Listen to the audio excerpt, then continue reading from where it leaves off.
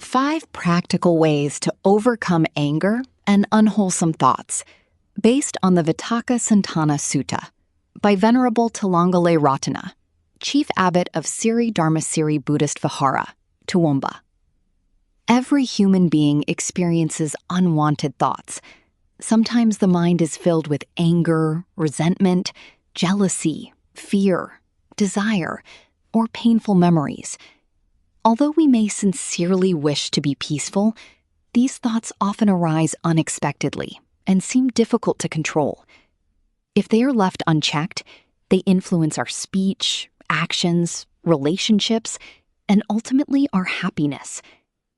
The Buddha understood this problem over 2,600 years ago. Rather than teaching that we should suppress emotions or pretend they do not exist, he explained practical methods for understanding and transforming the mind.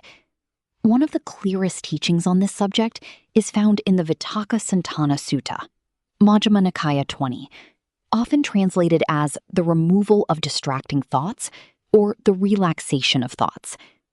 The Pali word vitakka refers to thought or directed thinking, while santana means calming, settling, or bringing under control. Thus, the discourse teaches how to calm and redirect unwholesome patterns of thinking before they grow into harmful speech and action. The Buddha specifically addresses 3 roots of unwholesome thinking: greed, lobha, thoughts driven by craving and attachment; hatred, dosa, thoughts rooted in anger, ill will, and resentment; delusion, moha, thoughts arising from confusion, misunderstanding, and ignorance. These 3 unwholesome roots are responsible for countless forms of suffering, both personally and socially. Whenever they dominate the mind, they disturb inner peace and weaken wisdom. In this discourse, the Buddha presents 5 progressive methods for abandoning unwholesome thoughts. These methods are arranged from gentle to more forceful approaches. One begins with the least demanding method, and if it is not effective, one proceeds to the next. This gradual approach demonstrates the Buddha's profound understanding of the human mind. Different situations require different remedies, just as different illnesses require different medicines. These 5 methods are not intended only for monks and nuns. They are practical techniques that anyone can apply in daily life, when dealing with stress at work, conflicts within the family, anxiety, resentment, recurring negative thoughts, or emotional distress. When practiced consistently, they help develop mindfulness, sati, concentration, samadhi, and wisdom, panya, leading to greater emotional balance and lasting inner peace. The following sections explain each of these 5 methods in detail, together with practical exercises and examples for everyday life. 01. Method 1. Replacing unwholesome thoughts with wholesome thoughts. The Buddha explains that whenever thoughts rooted in greed, lobha, hatred, dosa, or delusion, moha, arise, we should intentionally replace them with thoughts that are wholesome and beneficial. Rather than fighting against negative thoughts or becoming discouraged by their appearance, we deliberately direct the mind toward a more skillful object. This is the first and gentlest method taught in the Vitakka Sutta. It recognizes that the mind cannot remain empty for long.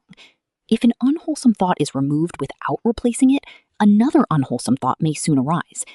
Therefore, the Buddha encourages us to cultivate wholesome thoughts that naturally weaken and eventually replace the unwholesome ones.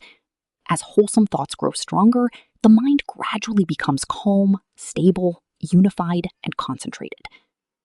Why does this method work?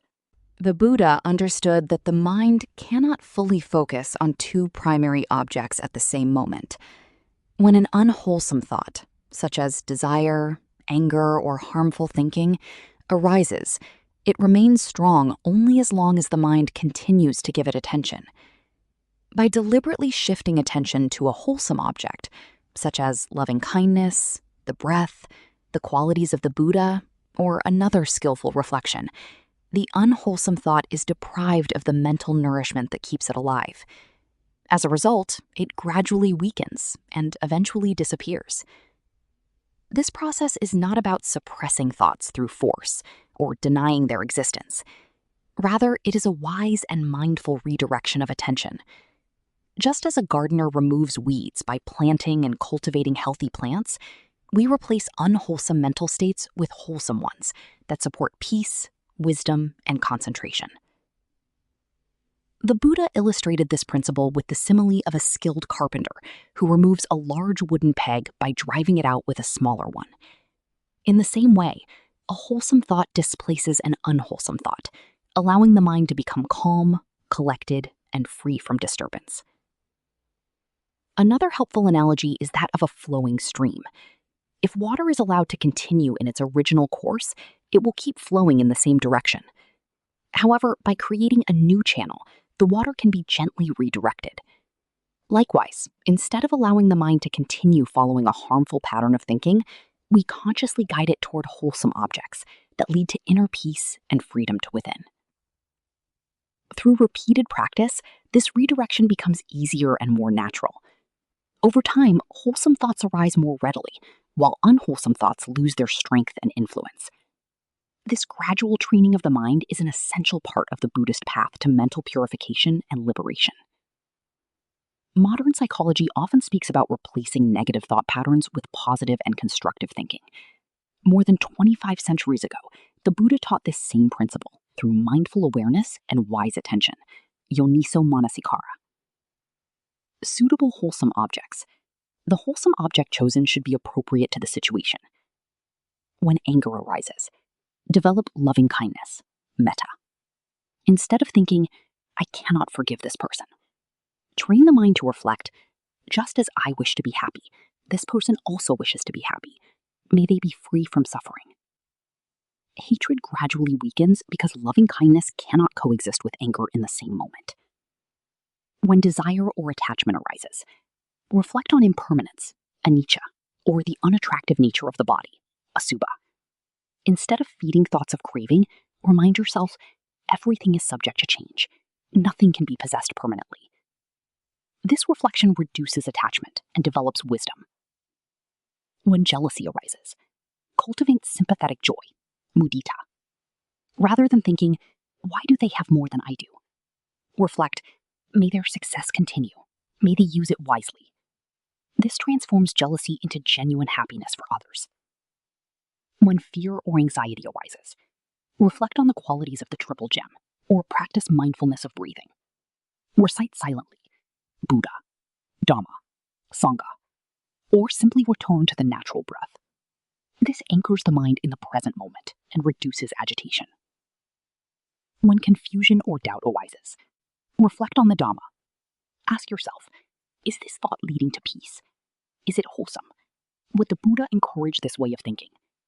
Wise reflection gradually replaces confusion. Wise reflection gradually replaces confusion with clarity. Everyday practice. Suppose someone speaks harshly to you at work. Immediately, thoughts such as, I should answer back, or I cannot stand this person, begin to arise. Instead of allowing these thoughts to grow stronger, pause for a moment. Take several slow breaths. Bring loving kindness into the mind. Reflect. Responding with anger will only create more suffering. I choose patience. Although the situation has not changed, your relationship to it has changed completely. The mind becomes peaceful rather than reactive. The Buddha's simile. To explain this method, the Buddha gives the example of a skilled carpenter removing a large wooden peg by driving in a smaller peg. Imagine a carpenter repairing a wooden structure. A large peg has become damaged or is in the wrong place. Rather than pulling it out with force, the carpenter carefully places a smaller peg against it and gently taps it with a hammer. Gradually, the larger peg is loosened and pushed out. In exactly the same way, wholesome thoughts act like the smaller peg. They gently displace unwholesome thoughts without struggle or violence. The Buddha does not advise suppressing the mind or becoming angry with ourselves. Instead, he teaches us to replace harmful mental habits with healthier ones until the unwholesome thoughts naturally disappear. Daily practice exercise. Whenever an unwholesome thought arises, notice the thought without judging yourself. Identify whether it is rooted in greed, hatred, or delusion. Choose an appropriate wholesome thought. Keep returning your attention to that wholesome object. Continue until the unwholesome thought loses its strength. Practicing this repeatedly creates new mental habits.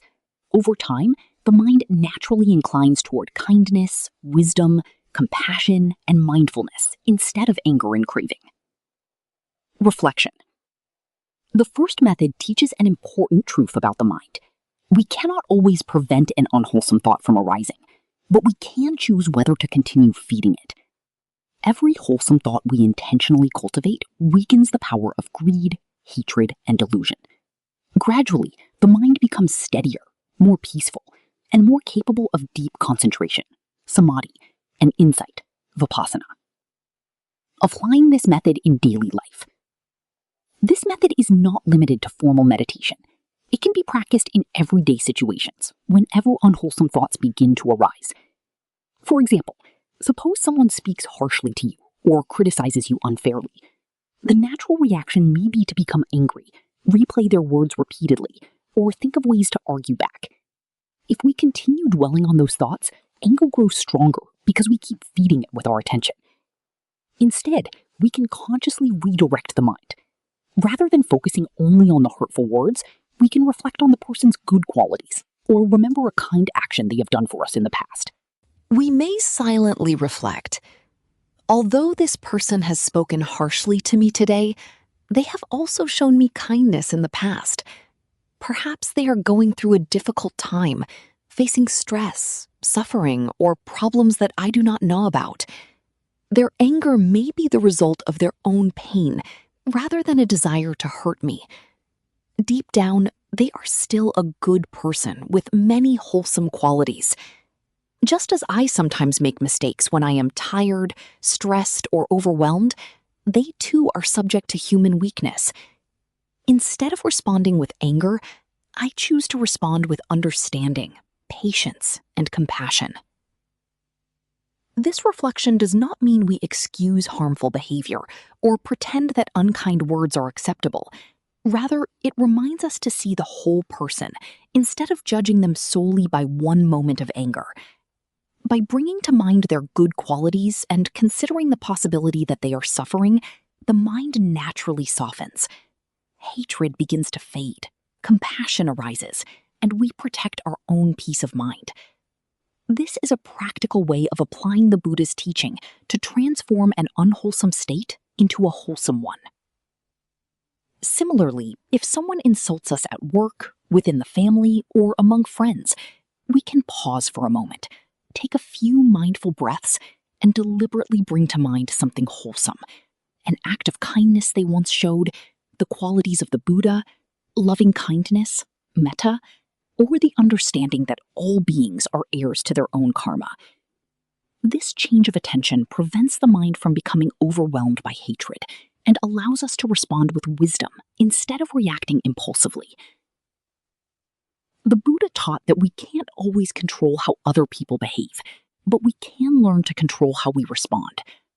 By repeatedly redirecting the mind from unwholesome thoughts to wholesome reflections, we gradually cultivate patience, khanti, loving kindness, metta, and wisdom, panya.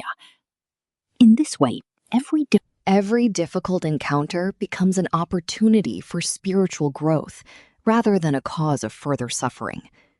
This is the practical application of the Buddha's teaching in the Vitakka Sutta, MN 20, replacing an unwholesome thought with a wholesome one. Whether we are sitting in meditation or facing challenges in daily life, the principle remains the same. Whatever we repeatedly give our attention to becomes stronger. Therefore, by wisely choosing wholesome objects of reflection, we train the mind to become peaceful, resilient, and free from suffering. 3 steps to redirect the mind.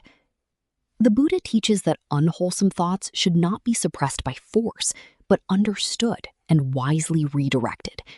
This training can be practiced in 3 simple steps. Step 1. Recognize the continuous flow of the mind.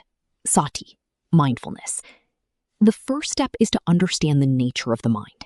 According to the Buddha's teaching, the mind is not a fixed or permanent entity, but a continuous stream of mental events, arising and passing away from moment to moment.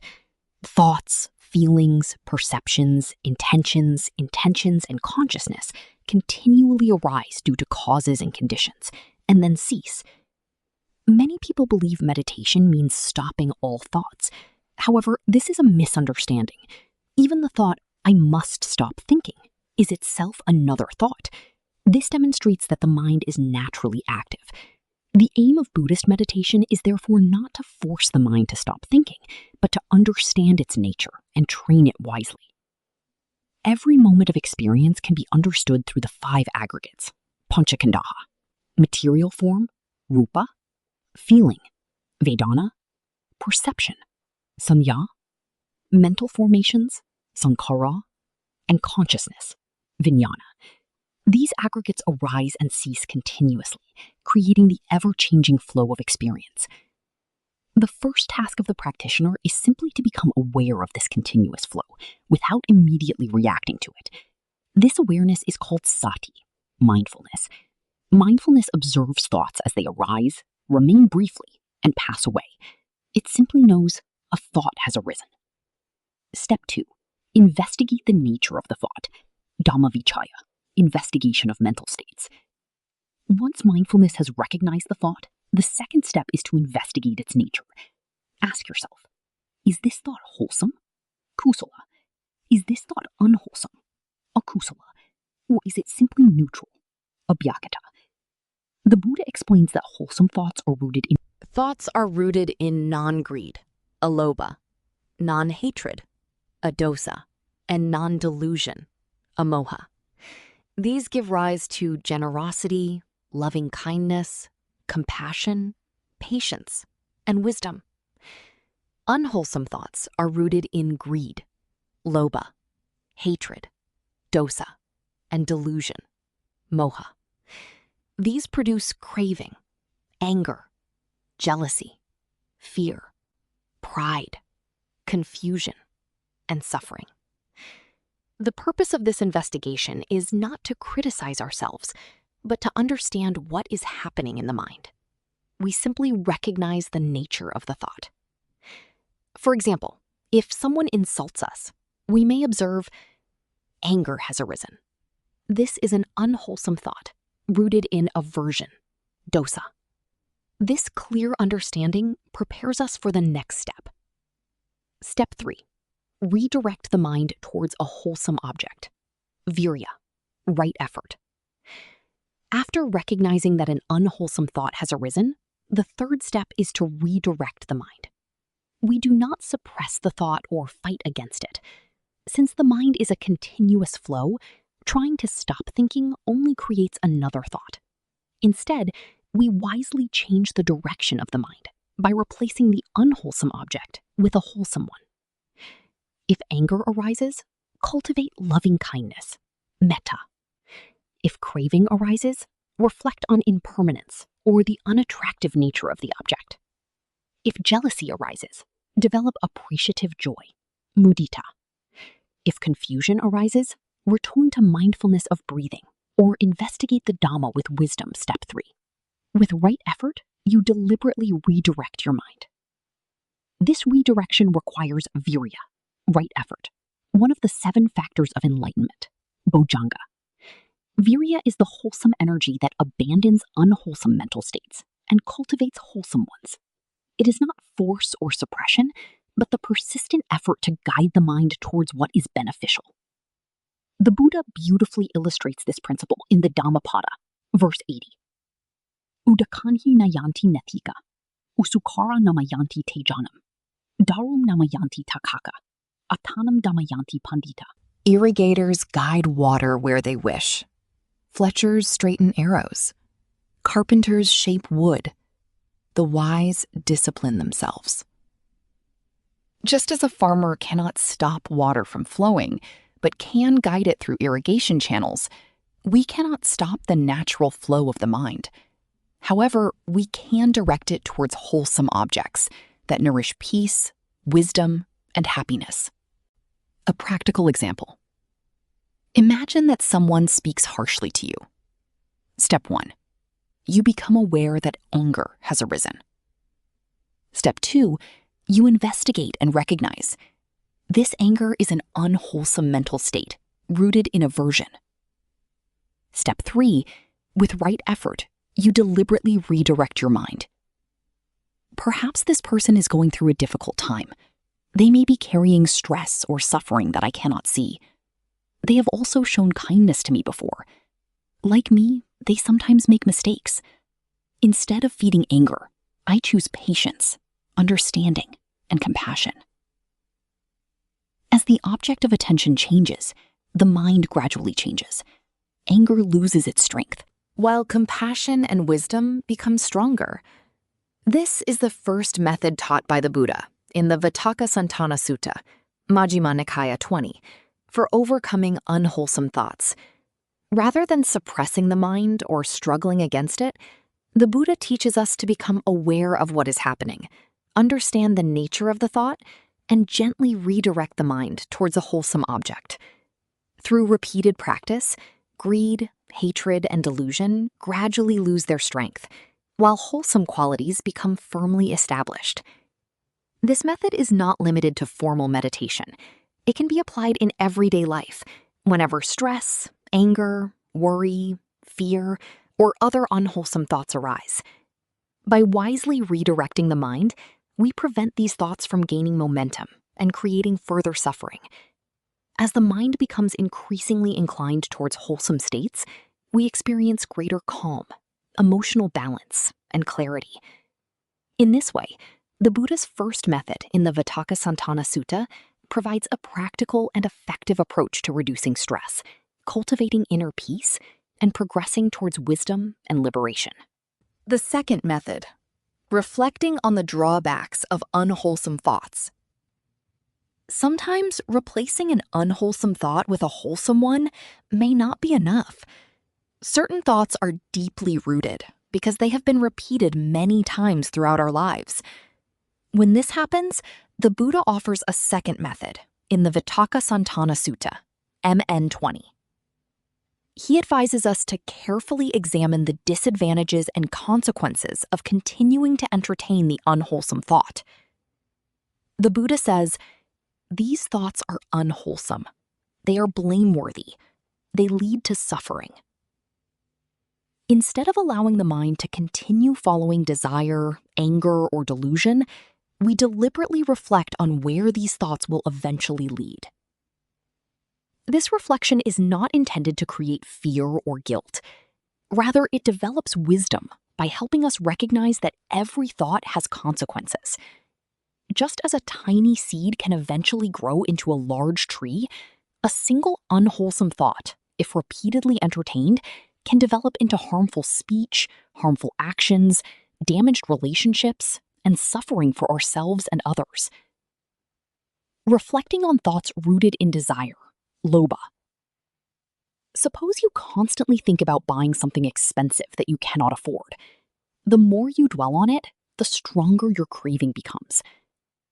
Instead of continuing to feed that desire, pause and reflect. Will owning this truly give me lasting happiness? How long will the satisfaction last? Will this craving simply give rise to another craving? Am I sacrificing my financial security or peace of mind for a temporary pleasure? As you honestly reflect, you begin to see that craving promises happiness, but often produces anxiety, dissatisfaction, and disappointment.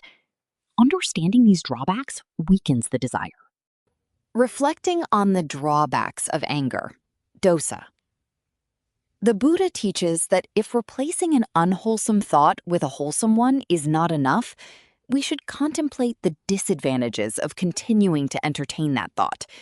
This is the second method taught in the Vitakkasanthana Sutta, Majjhima Nikaya 20. When anger arises, instead of feeding it, pause and reflect. These thoughts are unwholesome. They are blameworthy. They lead to suffering. The more clearly we understand the consequences of anger, the less attractive it becomes. We naturally begin to let it go. Immediate consequences. The effects of anger on the mind and body. The first reflection is to observe what anger is doing to you right now. Ask yourself, who is suffering because of this anger? Is this thought bringing me peace or making me more agitated? Will holding on to resentment change what has already happened? As you observe carefully, you may notice that anger immediately affects both the mind and the body. The mind becomes restless, disturbed, and unable to think clearly. Peace disappears, and the same event is replayed repeatedly in the mind. The body also reacts. Your breathing becomes faster, your muscles tighten, your face becomes tense, your heart beats more rapidly, and your blood pressure may temporarily increase. During anger, the body releases stress hormones, such as adrenaline and cortisol, preparing for a fight or flight response. If this happens only occasionally, the body usually recovers. However, if anger becomes a habitual pattern, repeated stress responses may contribute to chronic stress and anxiety, poor sleep and fatigue, frequent headaches, digestive problems, a weakened immune system, increased risk of high blood pressure and cardiovascular disease over time. Then honestly ask yourself, why should I allow another person's words to disturb my own mind and harm my own body? You begin to realize that while another person's anger may only last a few minutes, your own anger can continue to harm you for hours, days, or even years if you continue feeding it. Karmic consequences, the long-term results of anger. The Buddha also encourages us to reflect beyond this present moment. Every intentional thought, speech, and action rooted in greed, hatred, or delusion becomes karma. If anger is repeatedly encouraged and expressed through harsh speech, revenge, or harmful actions, it strengthens the habit of hatred within the mind. The Buddha explains that karma rooted in hatred, dosa mula karma, produces painful results. Reflect carefully. If I continue cultivating anger today, what kind of person am I becoming? Every time I choose hatred, I strengthen the habit of hatred. If this pattern continues throughout life without being corrected, it may produce painful results in future lives. According to the Buddha, strong, unwholesome karma, rooted in hatred, may contribute to rebirth in unfortunate destinations, apaya, such as the animal realm, tirachana yoni, the realm of hungry ghosts, petaloka, the hell realms, naraya. Even before any future rebirth, anger produces painful results here and now. It damages friendships, creates conflict within families, destroys trust, and leaves the mind filled with regret and dissatisfaction. Reflect.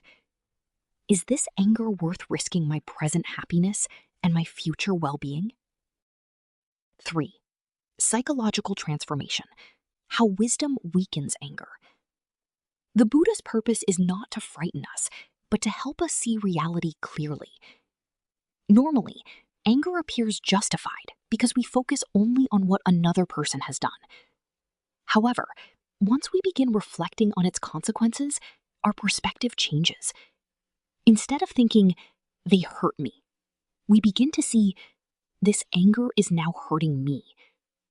Instead of blaming the other person, we understand that every moment we continue entertaining anger is another moment of suffering that we create within ourselves.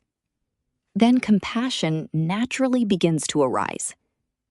You may reflect, perhaps this person is going through a difficult time. They may be carrying stress, grief, fear, or suffering that I cannot see. Like me, they wish to be happy, yet sometimes act unwisely because of ignorance and emotional pain. They have also shown kindness to me before. I choose not to let their anger become my anger. As wisdom develops, resentment gradually fades. The body begins to relax. The mind becomes lighter. Compassion replaces hostility. Peace replaces agitation.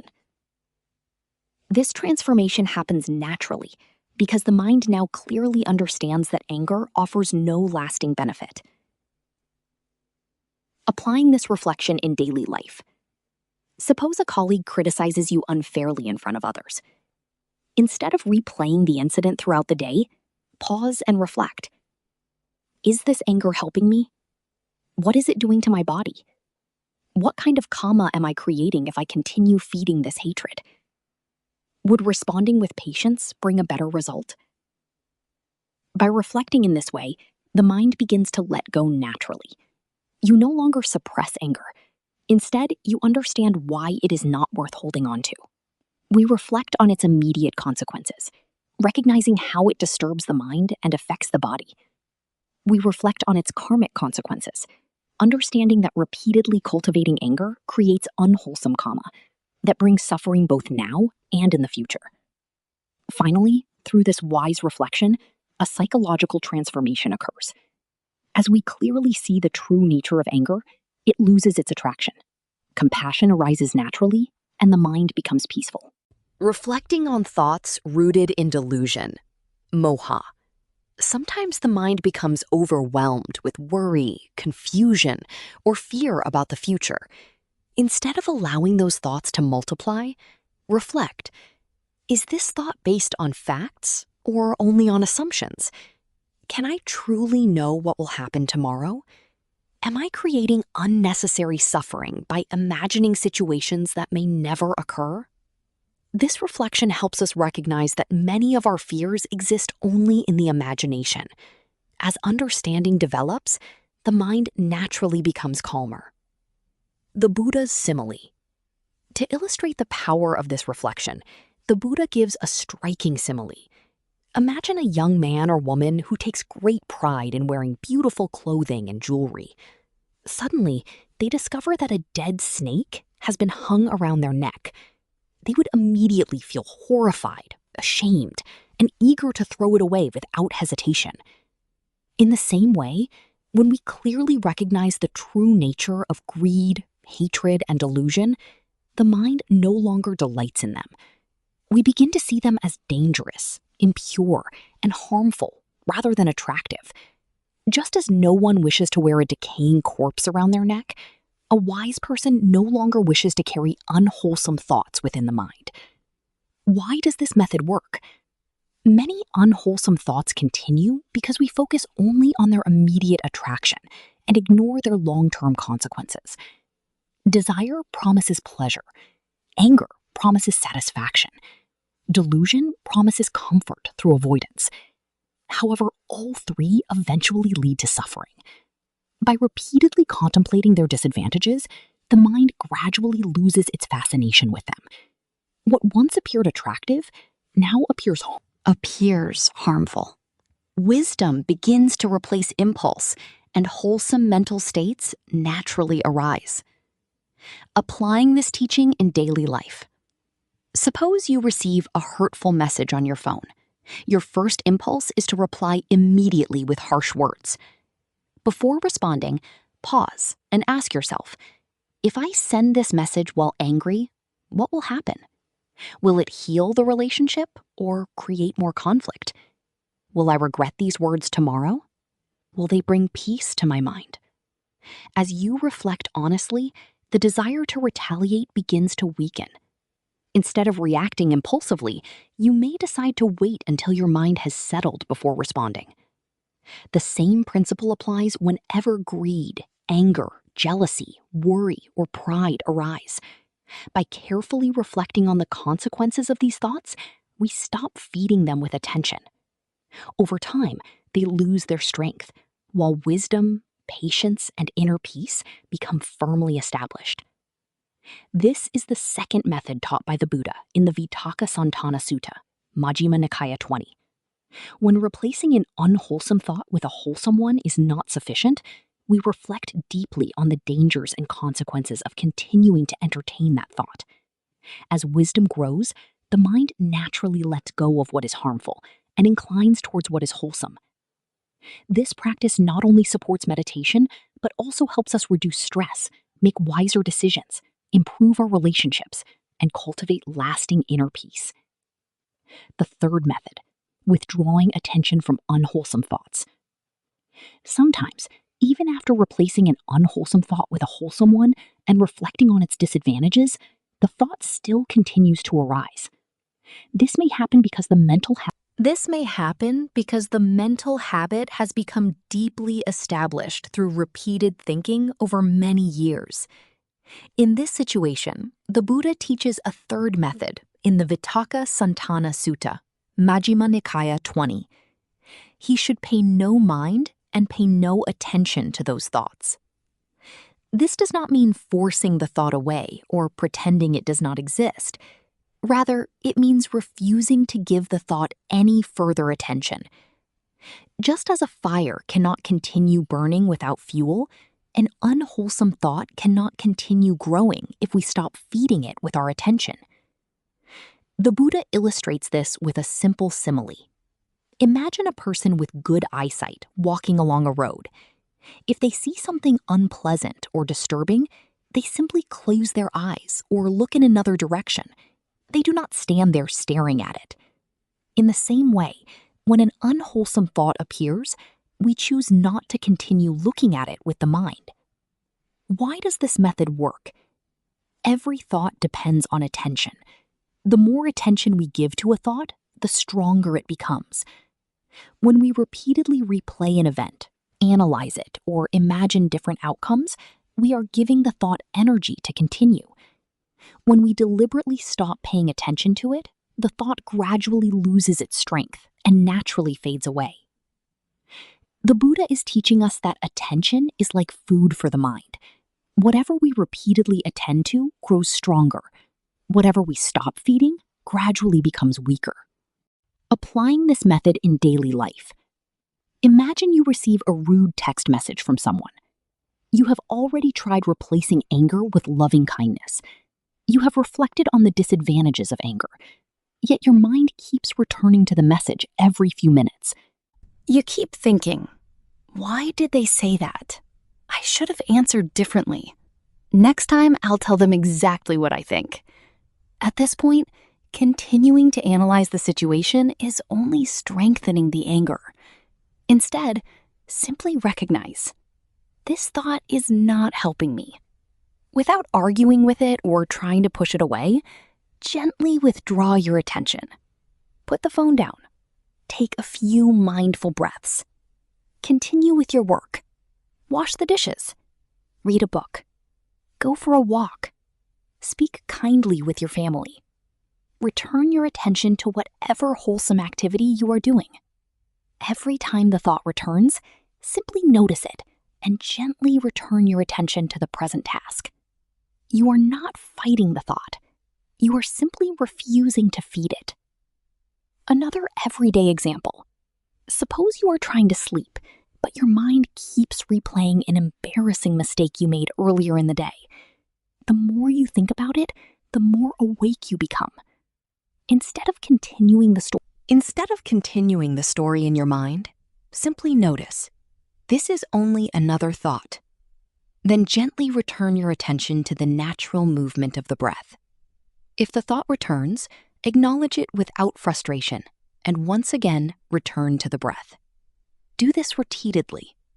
Eventually, the thought loses its power because it is no longer receiving your attention. A helpful analogy. Imagine that a stranger knocks on your front door. If you open the door and begin talking, they may stay for a long time. If you invite them inside, offer them food, and continue the conversation, they may remain for hours. However, if you simply choose not to answer the door, they will eventually leave. Unwholesome thoughts behave in much the same way. Every time we analyze them, argue with them, or replay them, we invite them into the mind. Every time we calmly withdraw our attention, they gradually lose their influence. Psychological benefits. This method helps break the habit of rumination. The repetitive cycle of dwelling on upsetting thoughts. Many people spend hours replaying arguments, worrying about the future, or regretting the past. The Buddha recognized that this habit only strengthens suffering. By withdrawing attention from unwholesome thoughts, we interrupt this cycle. The mind becomes quieter, stress gradually decreases, emotional balance returns. Concentration becomes stronger because attention is no longer scattered among endless thoughts. This is the third method taught by the Buddha in the Vitakka Sutta, Majjhima Nikaya 20. When replacing an unwholesome thought and reflecting on its disadvantages are not sufficient, the Buddha advises us to withdraw our attention from it. Instead of feeding the thought through repeated thinking, we simply stop giving it mental energy. Like a fire that dies when no more fuel is added, the unwholesome thought gradually weakens and disappears. Through consistent practice, the mind learns to let go more easily, becoming calmer, more focused, and increasingly free from stress and suffering. The fourth method, gradually calming the mental activity. Sometimes an unwholesome thought remains even after we have replaced it with a wholesome thought, reflected on its disadvantages, and withdrawn our attention from it. At this point, the Buddha offers a fourth method in the Vitakka Sutta, Majjhima Nikaya 20. Rather than dealing with the thought itself, we calm the mental activity that is producing and sustaining the thought. The Buddha says he should attend to the relaxing of thought fabrication with regard to those thoughts. This means we gently settle the mind instead of continuing to think. We stop adding new ideas, new memories, new arguments, and new stories. Instead of following the thought, we allow the entire thinking process to become quieter and more peaceful. The Buddha's simile. The Buddha compares this process to a person who is walking very quickly. While walking, they realize, why am I walking so quickly? Why don't I walk more slowly? So they slow down. Then they think, why am I walking? Why don't I stand? So they stop walking and stand still. Next, they think, why am I standing? Why don't I sit down? So they sit. Finally, they think, why am I sitting? Why don't I lie down? So they lie down and completely relax. Each step is calmer than the one before. The Buddha is teaching that we should do exactly the same with the mind. When the mind is highly agitated, we do not expect it to become perfectly still immediately. Instead, we gently guide it from a coarse state to a more refined one, allowing it to settle naturally. Understanding the process. Imagine a pot of water boiling on a stove. When the heat is high, the water bubbles violently. If you simply reduce the heat, the boiling gradually slows. Eventually, the water becomes completely still. The water was never forced to become calm. It became calm because the conditions supporting the agitation were gradually removed. The mind works in the same way. Anger, craving, worry, fear, and anxiety continue because we keep adding mental energy to them by thinking, analyzing, remembering, imagining, and reacting. Instead of adding more fuel, we gradually reduce the activity of the mind. The thought then loses its momentum and naturally becomes quiet. Applying this method in daily life, imagine you have an important meeting tomorrow. Your mind keeps thinking, what if I make a mistake? What if people criticize me? What if everything goes wrong? You have already reminded yourself that worrying is unhelpful. You have tried to ignore the thoughts, yet the mind continues producing more worries. Instead of following each new thought, simply slow everything down. Take a comfortable posture. Notice your breathing. Allow your breathing to become slow and natural. Relax your shoulders. Relax your jaw. Relax your hands. Rather than thinking about tomorrow, simply experience each breath as it enters and leaves the body. As the body relaxes, the mind also begins to relax. The thoughts gradually become less frequent and less intense. Another everyday example. Suppose someone criticizes you during the day. Hours later, while driving home, your mind is still replaying the conversation. Instead of creating another imaginary argument, you consciously slow the mind. Turn off the radio. Notice the feeling of your hands holding the steering wheel. Feel your breathing.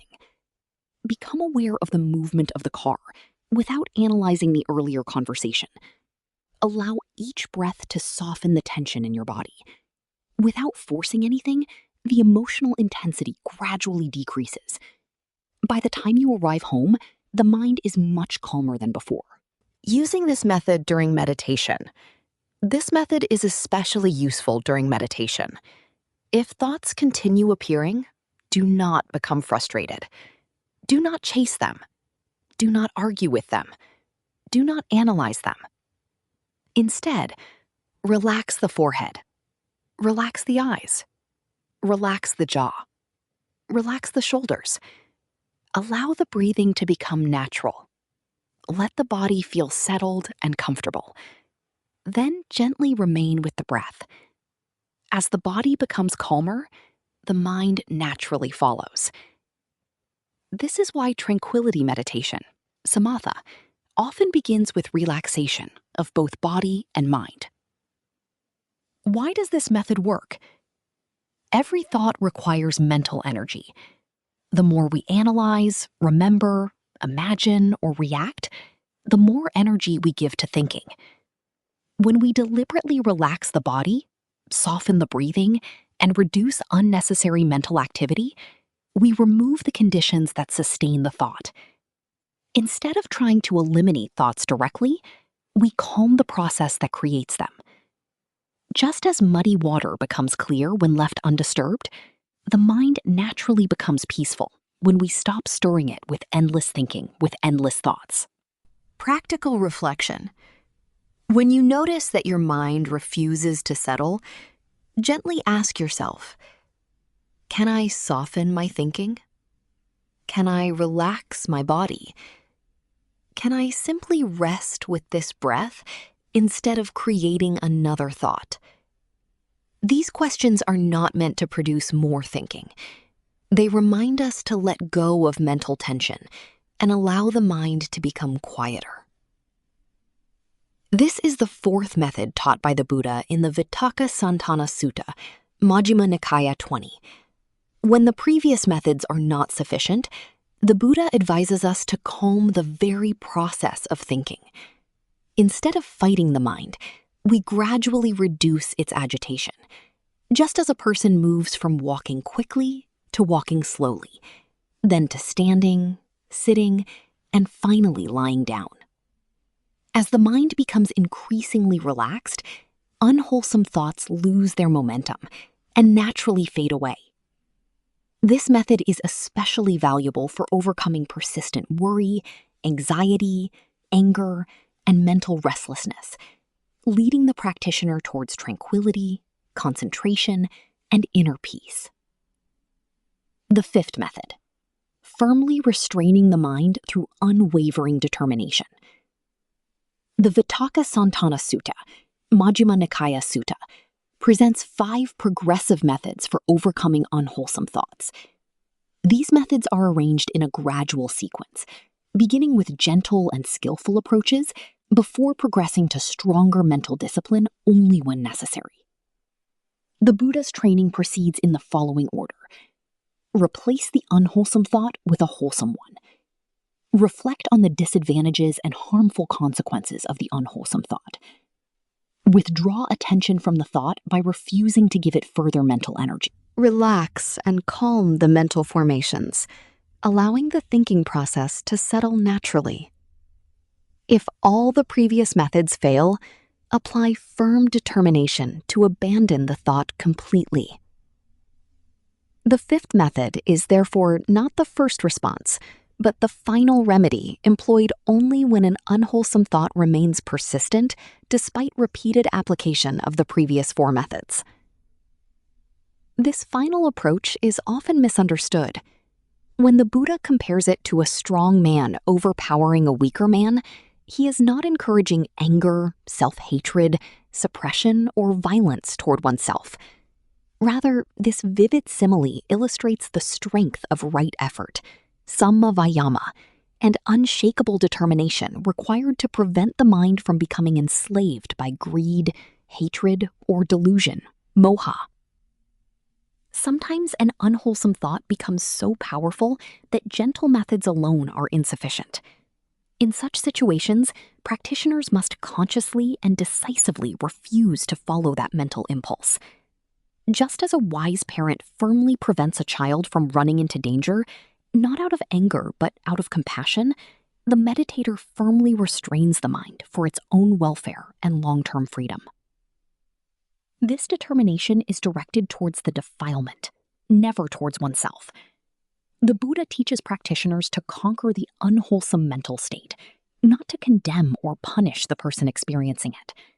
The battle is against greed, hatred, and delusion, not against one's own mind. Therefore, the fifth method represents courage, mindfulness, wisdom, and disciplined effort working together. It demonstrates that liberation sometimes requires not only patience and understanding, but also the firm resolve to say, "This unwholesome state will not be allowed to govern my mind." When practiced with mindfulness and wisdom, this method develops powerful self-mastery, strengthens mental resilience, and gradually enables the practitioner to abandon deeply rooted unwholesome habits. It is the culmination of the Buddha's graduated training for overcoming harmful thoughts and protecting the mind on the path to inner peace and liberation.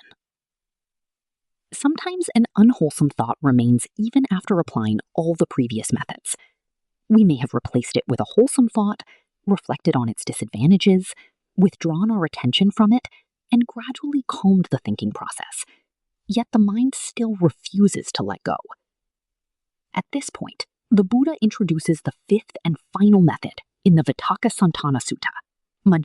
He says, with his teeth clenched and his tongue pressed against the roof of his mouth, he should beat down, constrain, and crush his mind with his awareness. At first glance, these words may sound harsh. However, the Buddha is not teaching self-hatred or violence towards the mind. Rather, he is describing strong determination. This is the firm resolve not to allow an unwholesome thought to take control, no matter how persistent it may be. Just as a wise parent firmly stops a child from running into a busy road, or a doctor immediately removes a dangerous poison from the body, we must sometimes respond firmly when the mind insists on following a harmful path. Why is this method the last resort?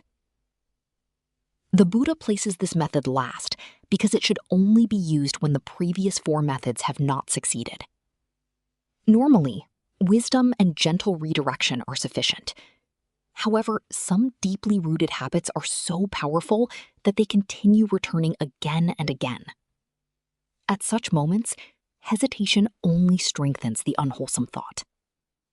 The mind must clearly say, "No, I will not follow this thought."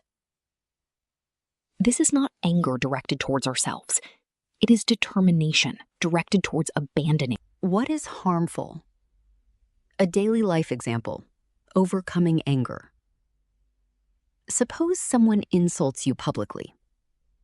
You first replace anger with loving kindness.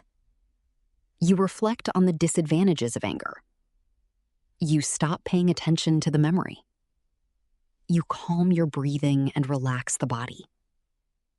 Yet the mind continues saying, "I must get even. I will make them suffer." Now you recognize that if you continue following these thoughts, you may say something you later regret. At that moment, make a firm decision. enough. I refuse to continue this anger. This thought is not worthy of my mind. Then remind yourself of your principles and responsibilities. This anger does not reflect who I am. I am an adult. I am responsible for my thoughts, words, and actions. According to my faith and moral values, whether I am a Buddhist, Christian, Muslim, Hindu, or follow another spiritual path, harboring hatred is not the right way to live. This behavior does not uphold my dignity, my reputation, my education, or the values I have spent my life cultivating. What kind of example am I setting for my family, my friends, my children, my students, or the people who respect me? I choose wisdom over anger, patience over revenge, and compassion over hatred. Having made this firm determination, immediately stop the mental conversation. Do not continue arguing with the imaginary person. Do not keep replaying the incident in your mind. Do not create new imaginary conversations or plan revenge. Instead, deliberately bring the mental story to an end and return your attention to the present moment. This is an act of wisdom, not suppression. You are reminding yourself that your thoughts should be guided by your highest values, rather than by a passing emotion. Each time you refuse to follow an unwholesome thought, you strengthen self-discipline, protect your dignity, and cultivate the qualities that lead to inner peace. A daily life example: overcoming addiction.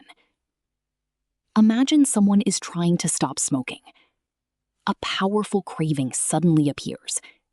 The mind begins saying, "Just one cigarette won't matter. You can quit tomorrow." If the person keeps listening, the craving grows stronger. Instead, they make a firm determination. No, I have already decided to stop. I will not give in to this craving. Without negotiating with the craving, they walk away, drink a glass of water, or immediately begin another activity. This firm decision weakens the old habit and strengthens the new one.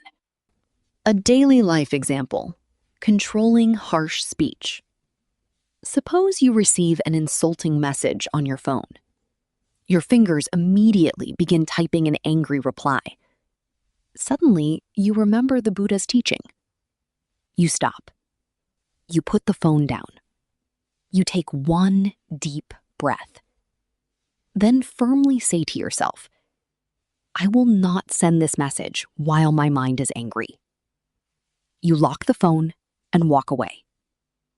Later, after the mind has become peaceful, you decide whether a reply is even necessary. One firm moment of mindfulness has prevented many hours, or even years of regret. Why does this method work? Every habit grows stronger when we repeatedly obey it. Every time we give in to anger, craving, jealousy, or fear, the habit becomes more deeply rooted. However, every time we firmly refuse to follow an unwholesome thought, we weaken that habit and strengthen wholesome qualities instead. Modern psychology calls this breaking a habit loop. The Buddha taught the same principle over 2,500 years ago. The mind learns through repetition. When we repeatedly refuse to feed unwholesome thoughts, they gradually lose their power. Firmness without hatred. It is important to understand that firmness does not mean becoming angry with yourself. Do not think, "I am a terrible person for having this thought." Instead, think, "This thought is not beneficial. It leads to suffering. I choose not to follow it." There is determination, but there is also wisdom and kindness. The practitioner rejects the unwholesome thought, not themselves. This is the fifth and final method taught by the Buddha in the Vitakkasaṇṭana Sutta, Majjhima Nikaya 20. It is used only when the previous methods have not succeeded. At this stage, the practitioner applies firm and unwavering determination to prevent the unwholesome thought from taking control. Rather than negotiating with greed, hatred, or delusion, they make a clear decision not to follow them. Through this determined effort, old unwholesome habits gradually lose their strength. Wholesome qualities become firmly established, and the mind progresses towards freedom, peace, and liberation. Insight reflection for removing anger. Who is really being hurt? Anger is one of the most destructive mental states described in the Buddha's teaching. It promises satisfaction, but delivers only suffering.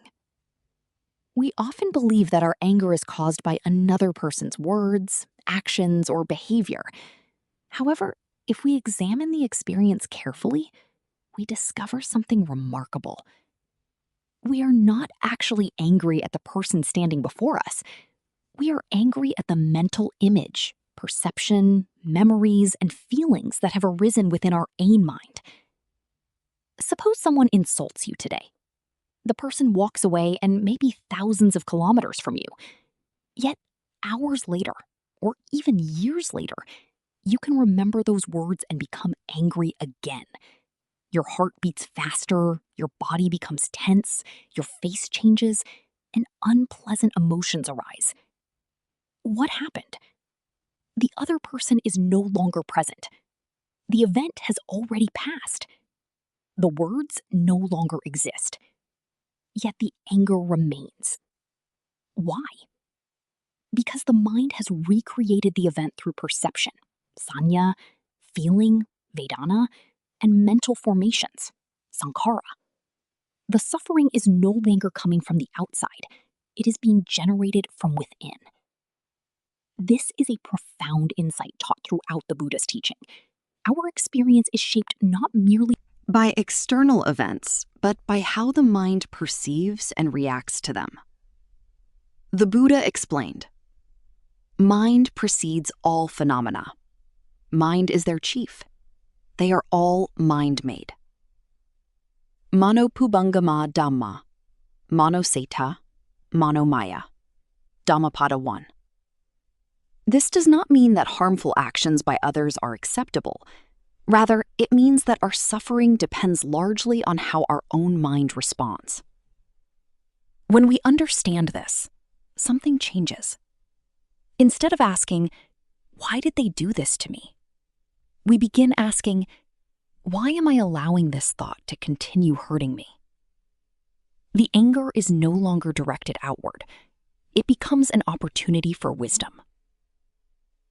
Anger punishes the one who holds it.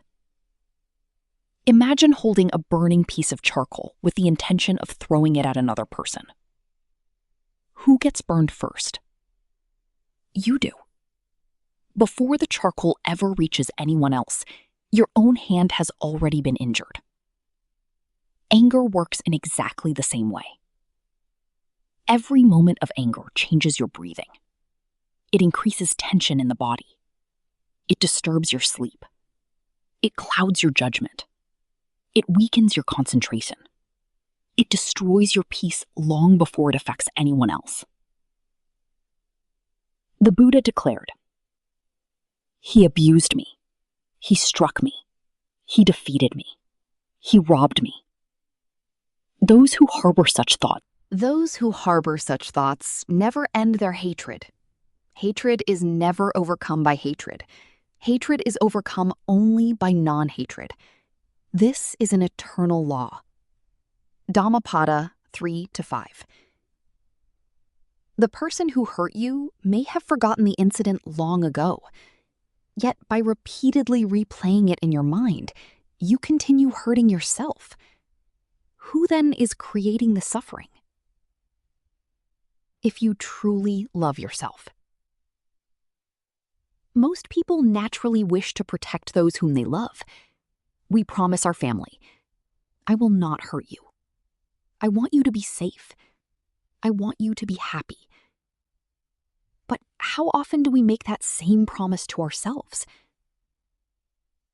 If you genuinely love yourself, why would you willingly cultivate anger, hatred, jealousy, arrogance, greed, or resentment. These mental states do not punish your enemies. They punish you. They steal your peace. They weaken your health. They rob you of happiness.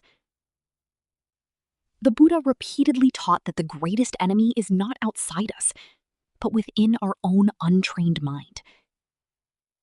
When anger dominates the mind, it is like allowing a thief to live inside your own house. You are drinking the poison. A well-known saying expresses this beautifully.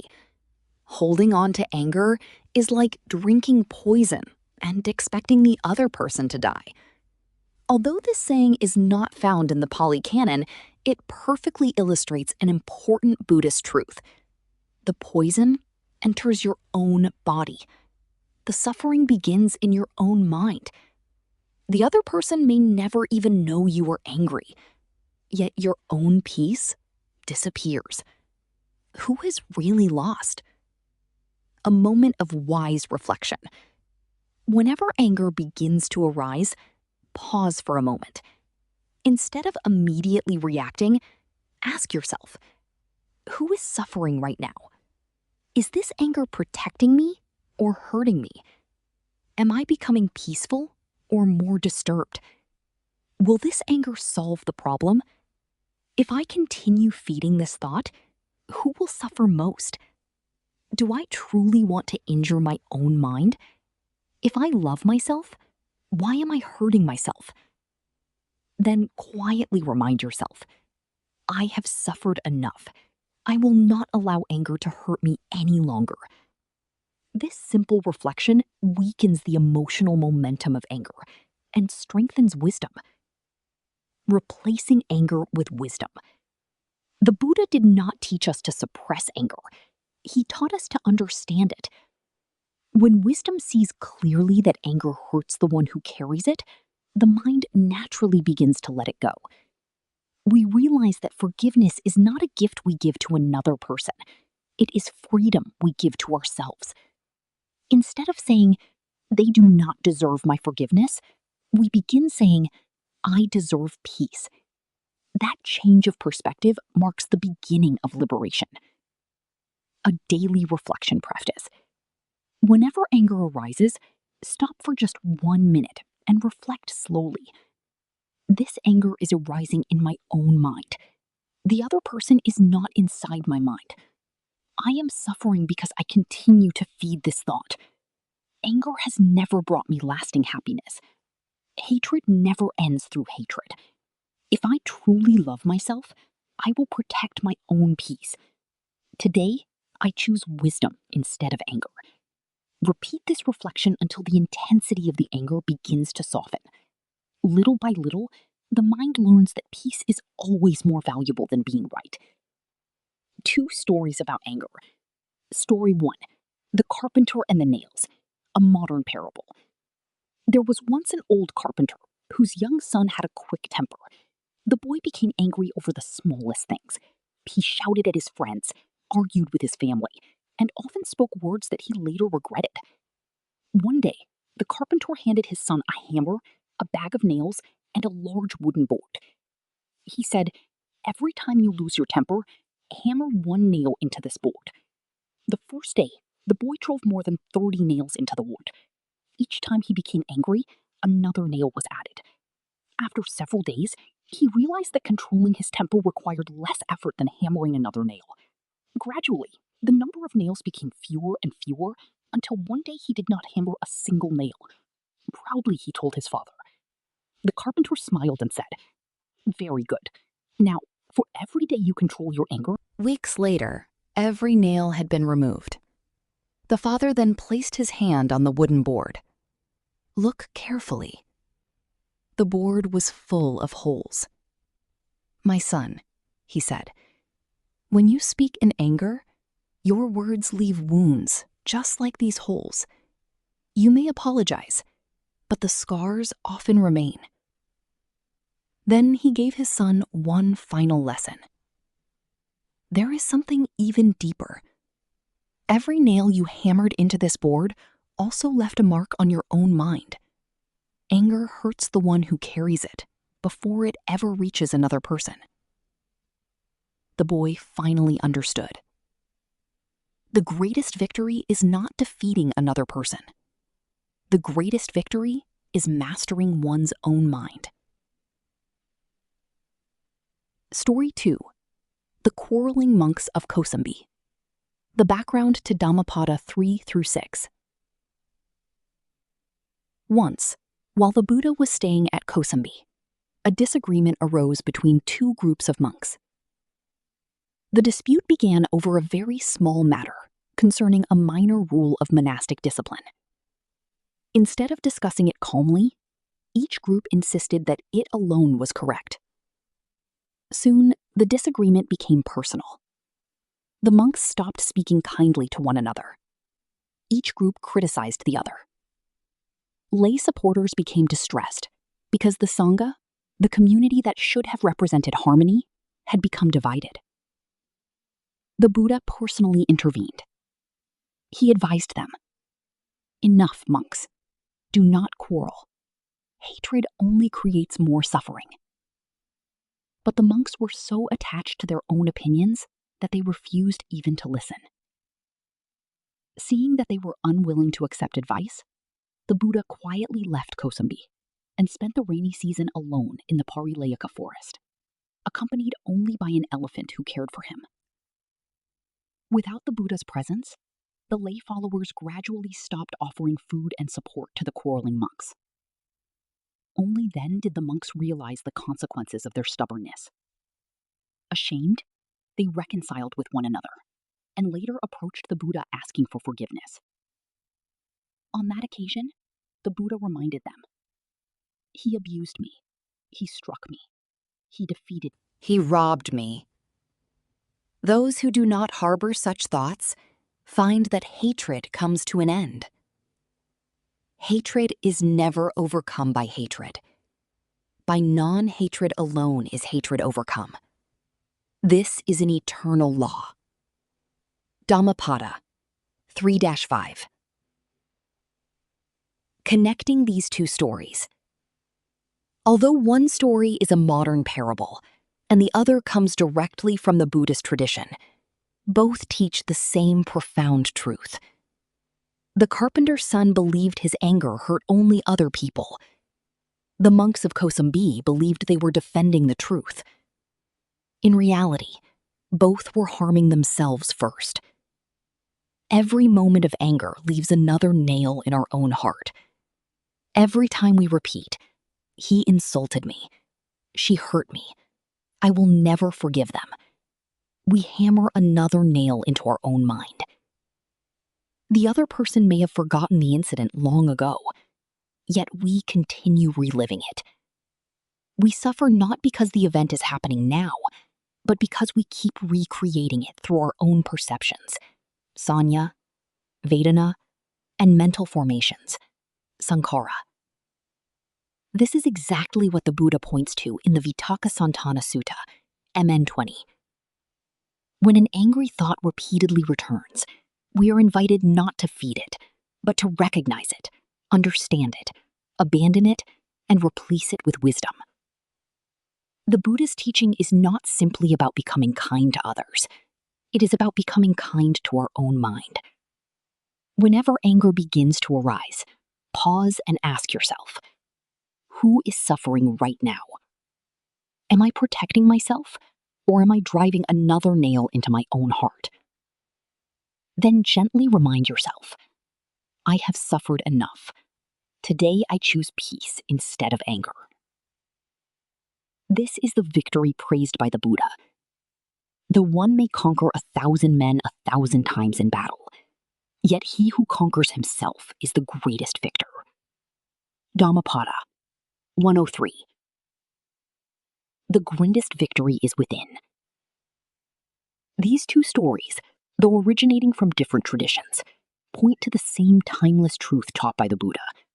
Anger never truly harms another person before it harms ourselves.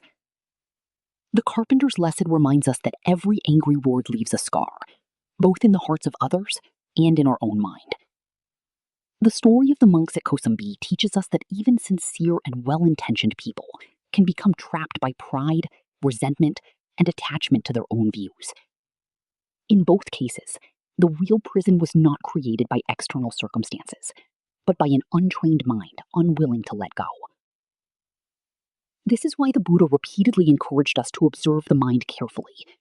The moment anger arises, we have a choice. We can continue to feed it with thoughts such as, "He insulted me," "She treated me unfairly," or "I cannot forgive." Every repetition strengthens the habit of anger, just as another nail is driven into the board. Or we can stop, become mindful, and choose wisdom instead. The Vitakasantana Sutta. She provides this practical training. It teaches us to replace unwholesome thoughts with wholesome ones, reflect on their dangers, withdraw attention from them, calm the thinking process, and, when necessary, apply firm determination to abandon them completely. These are not merely meditation techniques, they are skills for everyday life, enabling us to transform moments of conflict into opportunities for wisdom and inner freedom. Whenever anger begins to arise, pause for a moment and ask yourself, who is suffering right now? Will this anger solve the problem or deepen my suffering? Am I protecting my peace or destroying it? Is this thought worth carrying any longer? Then gently remind yourself, I have suffered enough. I choose not to hurt myself anymore. I choose patience instead of anger, wisdom instead of resentment, and compassion instead of revenge. This is not weakness. This is true strength. Anyone can react in anger. Anyone can repay harsh words with harsher words. But only a person with mindfulness and wisdom can remain peaceful in the face of provocation. That is why the Buddha declared, though one should conquer 1,000 men 1,000 times in battle, yet he who conquers himself is the greatest victor. Dhammapada 103. The greatest battle is not fought against the world. It is fought within our own heart. The greatest enemy is not another person. It is greed, hatred, and delusion. And the greatest victory is not defeating others. It is mastering the mind and living with a heart free from anger, filled with wisdom, compassion, and lasting peace. A personal reflection from the author. Before concluding this book, I would like to share a personal note with the reader. Although the Vitakasantana Sutta presents 5 profound methods for overcoming unwholesome thoughts, the Buddha explains them in a concise and direct manner. To help modern readers better understand and apply these teachings in everyday life, I have included 2 additional stories that illustrate how these methods can be practiced in real-life situations. Stories often help us understand what abstract explanations alone cannot fully convey, allowing us to see how the Dhamma can be lived in ordinary daily experiences. I have also included a separate chapter entitled, It is Time to Love Yourself. This chapter is not part of the original sutta, but has been added to further explore the practical aspects of overcoming anger. Its purpose is to remind us that protecting our own mind from hatred is one of the greatest acts of kindness we can offer ourselves. Holding on to anger does not punish the other person.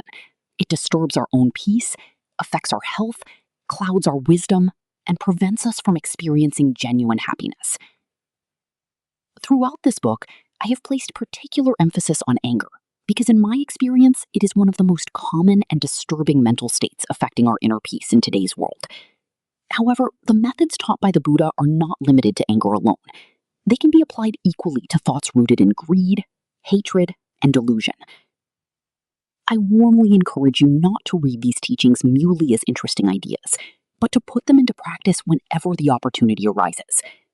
Every difficult conversation, every disappointment, every moment of frustration, and every challenge in life can become an opportunity to train the mind. Even if you succeed only once today, that is already a meaningful step on the path. As you continue practicing, you will gradually discover that your reactions become calmer, your heart becomes lighter, and your mind becomes more peaceful. The Buddha's teaching is not meant simply to be admired. It is meant to be experienced. Through sincere and consistent practice, may you discover for yourself the peace that arises when greed, hatred, and delusion begin to fade. May you experience the quiet happiness that comes from a well-trained mind. And may these timeless teachings guide you towards greater wisdom, compassion, inner freedom, and ultimately the realization of Nibbana. May all beings be free from enmity. May all beings be free from suffering. May all beings cultivate peace within their own hearts.